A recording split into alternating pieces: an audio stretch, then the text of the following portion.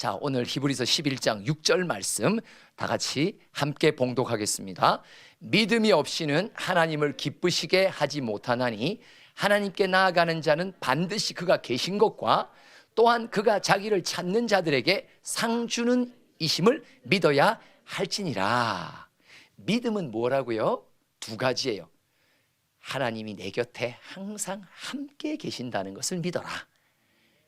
두 번째 믿음은 뭐예요? 두 번째는 내가 주를 찾기만 하면 그는 반드시 내게 상을 주시는 분이다. 근데 상이 어떤 상이냐니까 16절 33절 이어서 읽어봅시다. 시작. 그들이 이제는 더 나은 본향을 사모하니 곧 하늘에 있는 것이라. 이러므로 하나님이 그들의 하나님이라 일컬음을 받으심을 부끄러워하지 아니하시고 그들을 위하여 한 성을 예비하셨느니라. 주를 찾는 자는 어떤 상을 주세요? 첫 번째, 천국의 상을 주세요. 하늘의 본향으로 이끌어 가시는 그 본향을 나를 위해 준비하신다고 말씀하세요. 33절 읽어봅시다. 시작.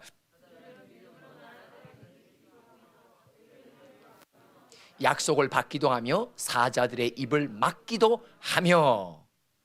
어떤 두 번째 상입니까? 이 땅에 살면서 모든 악한 영의 방해를 이길 수 있는 승리의 상을 주신단 말이에요. 두 번째 상, 승리. 첫 번째 상, 천국. 자, 첫 번째 상은 뭐라고요? 두 번째 상은 뭐라고요? 승리. 여러분, 승리도 주님이 주신 상입니다. 믿는 자에게만 주시는 상이에요. 천국은 마지막 종점의 상이에요. 그렇다면 여러분, 우리 아브라함과 사라와 이삭, 히브리서에 보면 많은 인물들이 있지만 이걸 하다 보면 다음 주일까지 계속 앉아 계셔야 돼요. 그런 일은 고통스러워서 안 되죠. 자, 11장 8절을 한번 읽어봅시다. 아브라함을 봅시다. 시작. 믿음으로 아브라함은 부르심을 받았을 때에 순종하여 장래의 유업으로 받을 땅에 나갈새 갈 바를 알지 못하고 나아갔으며. 아브라함의 이야기를 하는데 아브라함이 믿음의 사람이라고 인정하며 칭찬하십니다. 근데 그를 왜 인정해 주시냐? 어디론가 가라고 했는데 종점을 안 가르쳐 주시는 거예요. 사전 정보 제공이 없는 거예요. 여러분, 제일 우리가 신앙의 걸음 속에 공통적인 답답함이 뭡니까? 내가 갈 종점을 말해주지 않으세요. 근데 종점은 어디기 때문에 그래요? 천국이기 때문에 그래요. 여러분, 내 인생이 주님의 인도하심을 받아 내가 이 땅에서 걸을 때 우리에게는 혼돈이 있습니다. 그게 뭐냐? 아, 내가 어디로 가야 되는가? 어디가 내 갈 길의 종점인가? 예를 들면 어떤 직장으로 가나? 내 진로는 무엇인가? 내가 결혼할 사람은 누구인가? 나는 어느 지역 가서 살게 하셨나? 이 땅에 내가 바라는 종점은 하나님이 가르쳐 주지 않으십니다. 하나님이 딱 하나 가르쳐 주신 게 종점은 뭐예요? 그냥 천국이 네 종점이라고 말하는 거예요. 그렇기 때문에 나의 궁극적인 종점인 천국 외에 내가 갈 길을 알고 싶으면요, 답답해서 신앙생활 못합니다. 하나님과 동행하지 못합니다. 그러나 우리의 기도 제목을 가만 보면요, 누구예요? 어디로 가야 돼요? 무엇을 해야 돼요? 근데 주님이 답이 있어요, 없어요? 답변하지 않으십니다. 갈 길을 밝히 보이시니 그 가사의 의미는 뭐냐? 그냥 오늘 하루 한 걸음을 보이신다는 말이에요. 네가 이 걸음대로 쭉 가면 저쪽 태평역까지 갈 거야 라고 하는 하나님의 종점은 절대 우리에게 보여주시지 않으십니다. 신기하죠?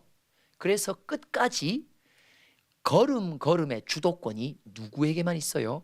하나님에게만 있도록 하십니다. 야, 너 저까지 가. 미리 알려주시면 우리 모두는 주님을 제쳐놓고 내가 주인데요, 그까지 달려간다니까요. 그렇기 때문에 신기하게 아브라함의 걸음을 보면 갈 바를 알지 못하도록 하십니다. 그래서 가나안 땅에 도착해서 첫 예배를 드렸음에도 불구하고 그 땅에 흉년이 기근이 드니까 아브라함이 그 땅 약속의 땅이고 하나님이 정하신 종점인데도 거기가 종점인지를 모르는 거예요. 어디로 가요? 기근이 일어나니까 애굽 땅으로 매우 쉽게 떠납니다. 뭘 말해요?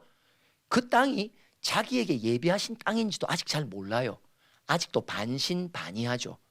거기 가서 애굽 땅에 가서 이집트 땅에 가서 혼겁을 당합니다. 그러면서 이 애굽 왕이 얼마나 막강한 권력을 가져요. 그런데 이 애굽 왕이 뭐라고 하냐? 네가 진작에 네 부인이 누이라고 말하지 않았으면 우리가 건들지 않아서 여호와로부터 이런 재앙을 안 받았을 건데 네가 우리한테 누님이라고 말하니까 우리는 네 부인 아닌 줄 알고 취할 뻔했지 않냐고, 우리 박살날 뻔했다고 여호와께. 그러면서 애굽 왕이 신경질을 내고 아주 그냥 막 분하여 갖고 아브라함을 내어보내요. 다른 말로 말하면 쫓아내보내. 제발 좀 가라고. 우리의 저주에 옴이 붙을 수 있는 사람이라고 여긴 거죠. 쫓아보내요. 그래갖고는요, 아브라함이 쫓겨나면서 오갈 데 없어서 다시 찾아온 곳이 베델이요. 다른 말로 말하면 갈 바를 알지 못하고 약속의 땅으로 가는 아브라함의 마음은 처음부터 믿음이 준비된 게 아니라 그 땅에 가 있었는데도 그 땅의 여건과 형편이 안 풀리니까 애굽 다른 땅으로 충분히 갈 수 있는 의심이 많았단 말이에요. 근데 거기서 애굽 왕 바로에게 혼겁이 나가지고 갈 데가 없어서 다시 찾아온 것이 약속의 땅입니다. 사실 우리는 이 8절 말씀에 믿음이라고 아브라함을 하나님 칭찬해 주셨지만 이 믿음은 아브라함에게 처음부터 있지 않았음을 봅니다. 오히려 하나님이 곁에서 아브라함의 걸음을 믿음 있는 걸음으로 만들어주고 계시는 것을 볼 수 있어요. 아멘. 우리도 참 내가 어디로 가야 될까? 내가 무엇을 해야 될까? 어떻게 해야 될까? 내가 알고 싶은 만큼의 정보를 주님은 우리에게 제공하지 않기에 우리는 많이 갈팡질팡해요.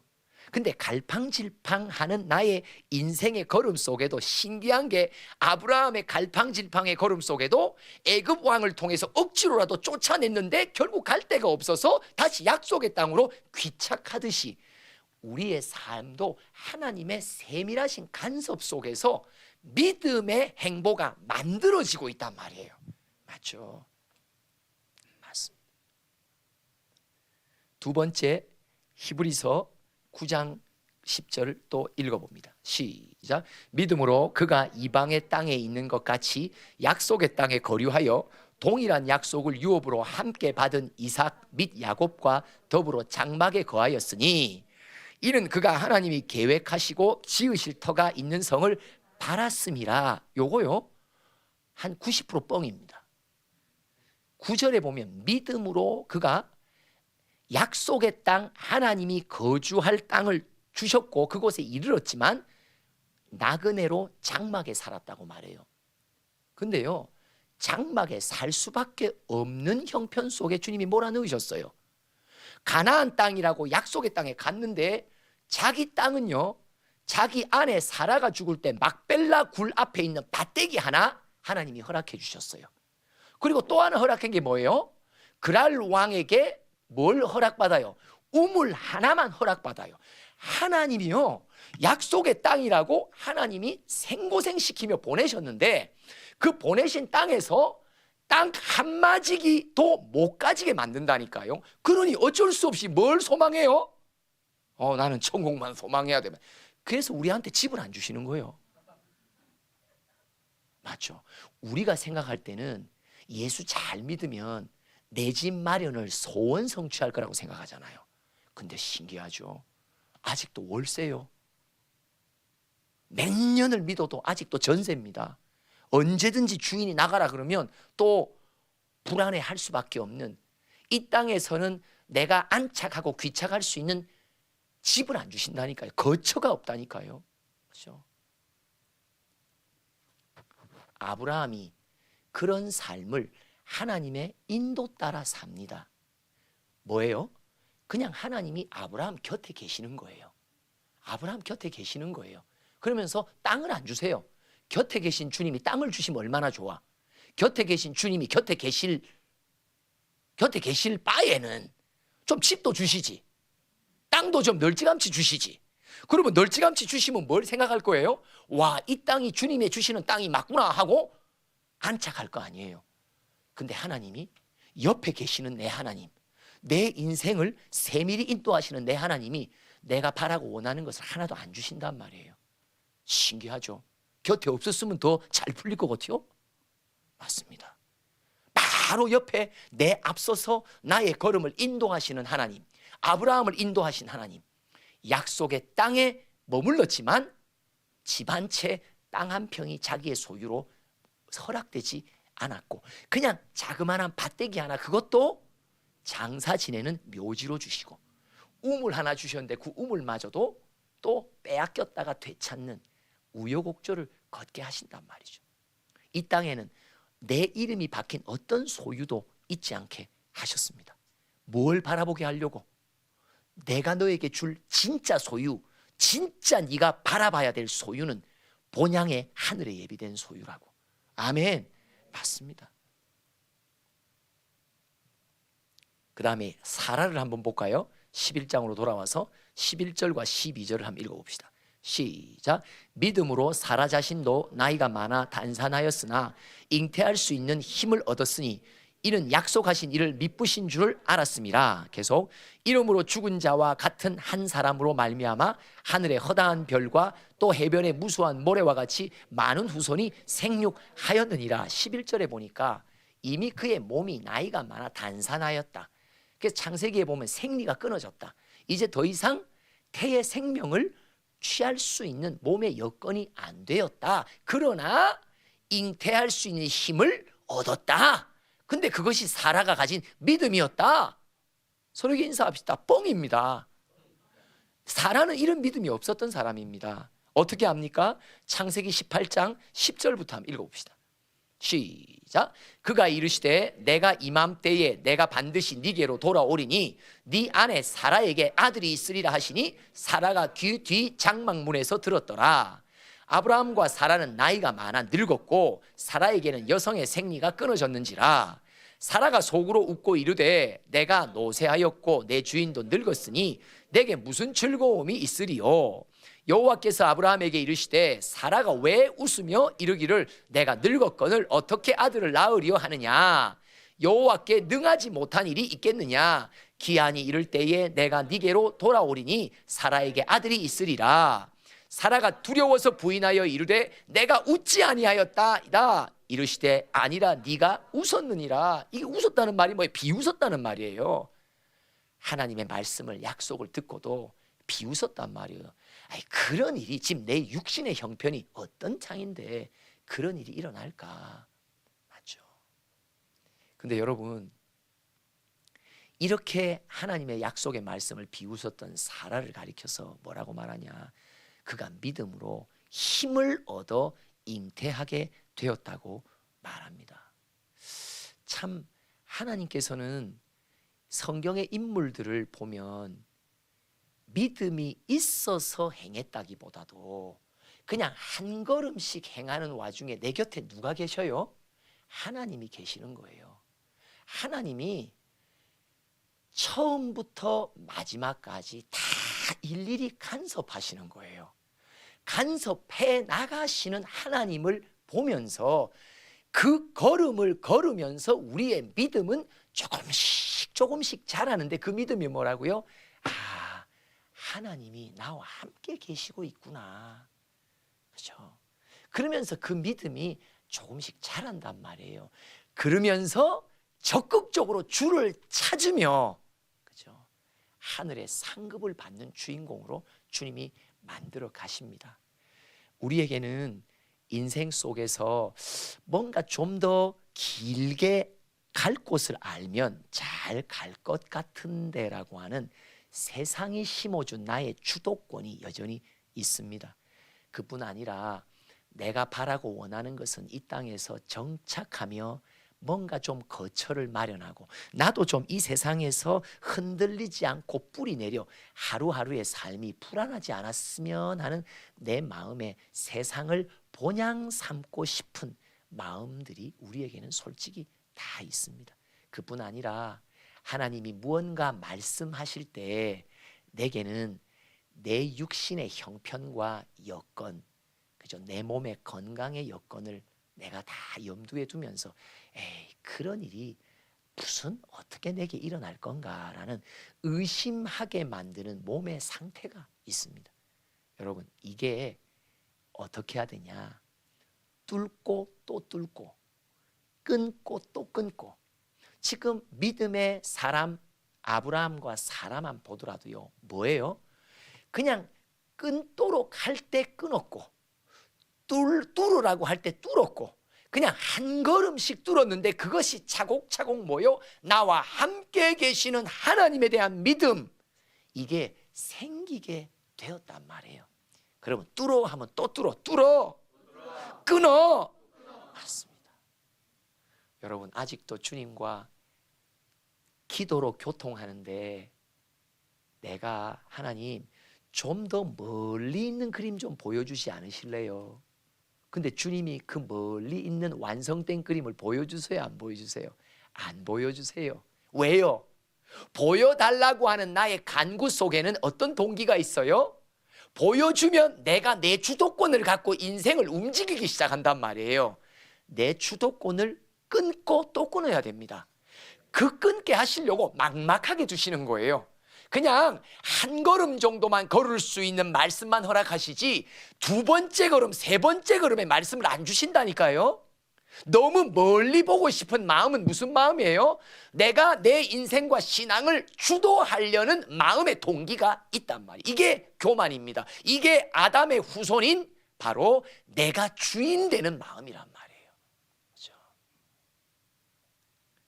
뚫어, 끊어. 맞습니다. 한 걸음씩 걸어가며 뚫고 또 뚫고, 끊고 또 끊고. 여러분, 근데 내 삶의 주도권도요, 한 사건으로 끊어져요?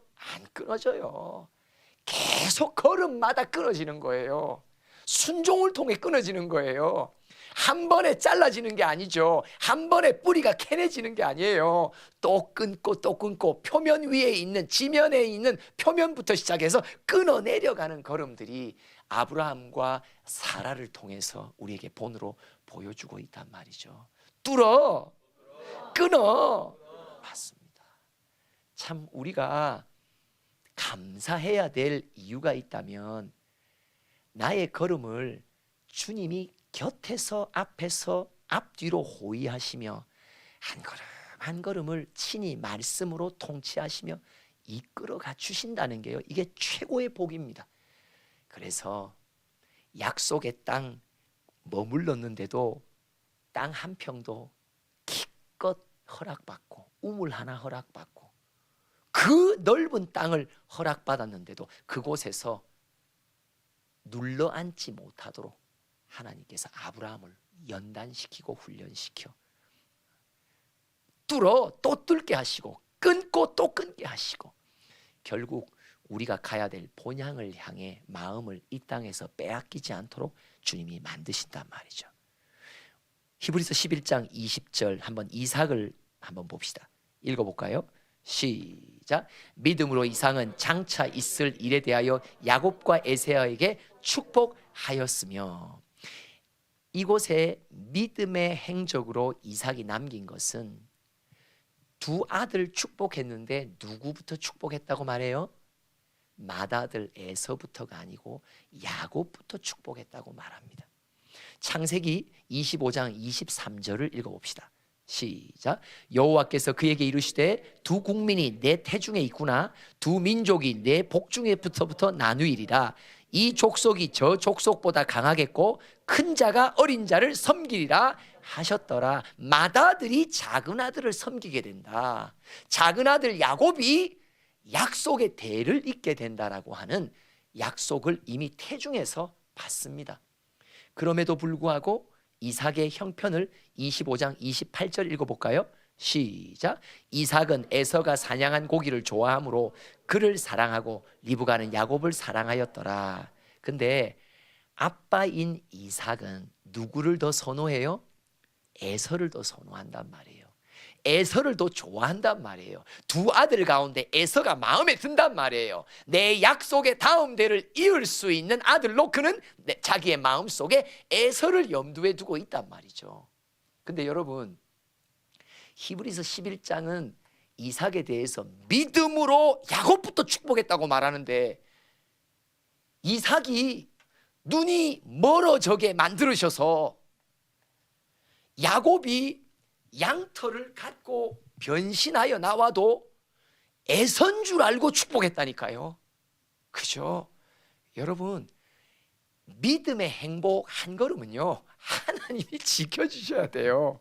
하나님이 만들어주셔서 믿음의 행복을 걷는 거지, 내가 믿음이 있어서 걷는 게 아니라는 거예요. 이삭을 보면서 우리는 또 깨닫습니다. 이삭이 눈이 시퍼렇게 뜨고 눈이 시력이 총총했으면요, 야곱에게 안수했을까요? 안 안수할까요? 안수 안 합니다. 축복 안 합니다. 그러니 이삭의 눈을 어떻게 했다? 흐리하게 만든 거예요. 녹내장과 백내장이 동시에 오게 만든 거예요. 하나만 와도 흐리해서 누구냐 이러는데 이게 동시에 와버린 거예요. 그죠? 그 당시에는 안경점이 없었단 말이죠. 안과도 없었고. 그러니까 그냥 변신을 어리숙하게 했는데도 자기 맏아들 에선 줄 알고 축복해 준 거란 말이죠. 근데 주님은 돌아보면서 뭐라고 말하냐? 믿음으로 이삭은 야곱을 축복했다고 말한단 말이죠. 저는 이런 생각을 합니다. 우리가 주님 앞에 갔을 때 우리의 믿음의 행보에 대한 하나님의 기록을 보면요, 우리 스스로가 쑥스러울 것 같아요. 왜? 어처구니 없는 행적을 보고 주님이 믿음으로 네가 푸른 교회 파송을 받았고, 그러면 우리는 내심 뭐라고 한다? 아이고, 내가 원해서 받았나? 내가 신청한 적이 없사옵니다. 맞잖아요. 여러분, 오늘 우리가 이 밤에 온 것도요, 믿음의 기록장에 기록해 두셨습니다. 야, 우리 주일학교 교사들 학생을 본 지가 얼마나 오래됐나요? 근데 너희들이 믿음으로 했다고. 와. 근데 솔직히 말해서 우리의 동기를 살펴보면 믿음으로라는 하나님의 칭찬 앞에서 부끄러울 수밖에 없잖아요. 오늘 이 인물들만 봐도요, 이 인물들이 하나님 앞에 가서 네가 믿음으로 이런 것도 행하고 믿음으로 저런 것도 행했는데 이분들이요 엄청 쑥스러웠을 것 같아요. 송구에서 몸둘 바를 모르겠사옵니다.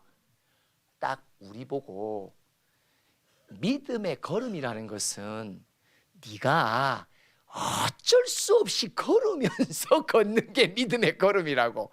내가 그 길로 걸을 수밖에 없도록 좌우를 막아서 그냥 길이 이렇게 가는 거예요. 지금 가는 거. 그러면서 뭐라고 말하냐? 아, 너는 개를 닮아서 믿음의 걸음을 걷는구나. 갈 데가 없어서 지금 여기서 사는 거요? 맞죠? 맞습니다. 어떤 면으로 불가피해서 선택의 여지가 없어서 우리는 이 길을 가는 겁니다. 근데 주님은 믿음으로 간다라고 말씀해 주신단 말이죠. 우리는 다 나름 내가 선호하는 사람이 있고 선호하는 길이 있습니다. 근데 선호대로 내 뜻대로 못하도록 주님이 나의 모든 상황을 만드십니다. 그리고 나의 선택은 눈을 떠보니 아이고 내 뜻대로 선택하지 않았네 하면서 주님의 뜻, 하나님의 모든 뜻은 그 뜻대로 되도다. 제가 어느 순간 깨달은 게 있습니다. 내가 왜 이제부터 계획 안 세우기로 한 줄 아세요? 비전을 안 품기로 했네요. 이루어지는 건요 주님의 뜻밖에 안 이루어져요. 어차피 내 뜻은요 어차피 안 이루어진다는 것이 결론이에요. 그럴 바에는 그냥 이루어지는 주님의 뜻에 투자하는 게 훨씬 보람되더라고요. 내가 아무리 나의 계획을 세우고 뜻을 세워도요 그 뜻이 되는 게 하나도 없도록 만드세요. 참 신기하죠. 그럴 바에는 나도 이 땅에 살면서 좀 보람 있게, 가치 있게, 의미 있게 살려면 그냥 되어지는 뜻에다가 내 삶을 드리는 편이 훨씬 나아. 맞죠? 투자도 지혜롭게 합시다. 맞습니다. 하나님의 뜻만 돼요. 내 인생의 걸음 속에도 주님의 뜻만 이루어집니다. 절대 내 뜻 안 이루어집니다. 안 이루어지도록 주님이 다 봉쇄해 버립니다. 안 됩니다. 안 됩니다. 그냥 차라리 빨리 내려놓는 편이 속 편하다니까요. 발 뻗고 잔다니까요. 괜히 헛된 꿈 꿔봤자요, 아무런 소용이 없어요. 창세기 26장에 보면요, 또 6절과 7절을 마지막으로 한번 봅시다. 시작. 이삭이 그랄에 거주하였더니 그곳 사람들이 그의 아내에 대하여 물으매 그가 말하기를 그는 내 누이라 하였으니 리브가는 보기에 아리따움으로 그곳 백성이 리브가로 말미암아 자기를 죽일까 하여 그는 내 아내라 하기를 두려워함이었더라. 참, 아내도요, 우리 집안에 있는 아내같이 이렇게 수수해야 해요. 이게 밤 야심에 밖에 걸어도요 안심이 돼요. 맞죠? 맞죠? 아니요, 누가 잡아갈 사람이 없는 거예요. 그죠? 왜 그런 사람을 잡아갈까요? 아무런 의미가 없는 거죠. 그러니까 이렇게 막 생기면 참 좋은데, 이 이삭의 부인 리브가가 예뻤어요. 참 이게 불행이에요. 남자의 불행은요, 부인이 예쁘면요 힘들어요. 평생 사실은 마음고생해요. 그런데 누구 닮았다? 아브라함의 아내 사라가 그렇게 또 예뻤다네. 그렇죠? 근데 아브라함이 어떤 마음이 있었냐? 가는 곳마다 그곳의 권력자가 자기 아내를 탐하면서 내가 그대 남편이라면 나를 죽일까 봐 두려워했어요. 자기가 살려고 가는 곳마다 아내에게 뭐라고 말했냐? 당신 밖에 나가거들랑 내가 오빠라고 말하라고 말한 거예요. 물론 여기는 오빠라고들 말하지만 그런 오빠가 말고, 그죠? 그래서 아브라함도 자기가 살 것에 대한 두려움이 많았던 사람이죠. 근데 요 두려움이 유전적으로 누구에게 내려옵니까? 이삭에게 내려옵니다. 여러분, 우리가 뚫어야 되고 끊어야 될 것 가운데 또 하나가 발견됩니다. 그것은 우리 가정에 할아버지, 아버지, 나로 이어지는 무언가 두려워하는, 염려하는 것들이 있습니다. 내가 살아야 되겠다는 생존의 본능이 강한 분들이 계시고, 어떤 가문은 버럭 화와 분을 쉽게 내는 유전자를 가진 분들이 계세요. 또 어떤 분들은 거짓말을 잘하는 분들이 계세요. 아주 대대로 거짓말을 잘해요. 그래서 이런 분들을 가리켜서 사기꾼의 피가 흐르죠. 또 다른 분들, 이상하게 집안마다 무언가 흐르는 것이 있어요. 내 문제는, 특히 문제 가운데 내가 고치고 싶은 인격의 문제 가운데 내가 거듭거듭 번복해서 실수하는 걸 보면요, 그거는요 내게서 출발한 게 아닙니다. 이거는 내 부모로부터 시작됐고, 내 조부모로부터 시작됐고, 내 조상으로부터 뿌리 깊이 내린 인격의 결함이, 연약함이 우리 모두에게 있습니다. 오늘 이삭에게 뭐가 있었냐? 아브라함 그 아버지부터 있었던 연약함이 그에게 있는 것을 이 사건을 통해서 그는 발견합니다.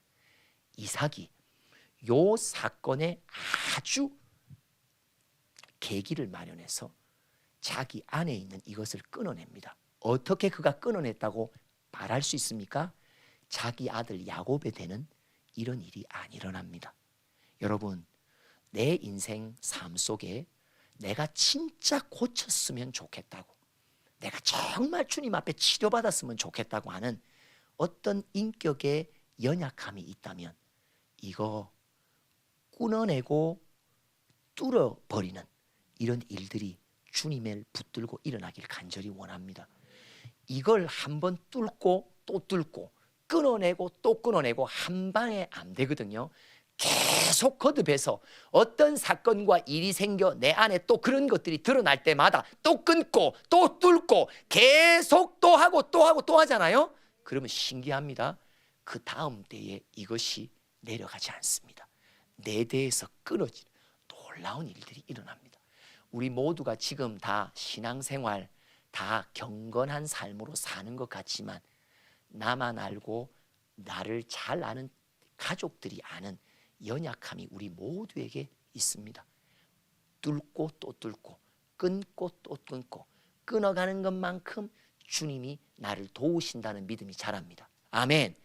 뚫고 지나가는 것만큼 하나님이 내 곁에서 나와 함께 하시는 분이고 나를 도우시는 하나님이고 나의 손방패와 방패가 되신다는 확신을 여러분 이겨야 사랑을 경험하고 이기면서 믿음이 쌓아지기 시작합니다. 우리 더 뚫고 또 뚫고 끊어낼 거 더 끊어내서 주님 앞에 더 신뢰하며 칭찬받는 믿음의 주인공들 되기를 소원합니다. 아멘. 기도합시다. 하나님 아버지, 뚫을 것이 너무나 많고 또 뚫어야 되고 끊을 것이 아직도 산더미처럼 쌓여있는 내 인생입니다. 내 마음에 바칩니다. 주의 이름으로 오늘도 뚫게 하시고 또 뚫게 하시고 끊게 하시고 또 끊게 하여 주시옵소서. 예수님의 이름으로 기도합니다. 아멘.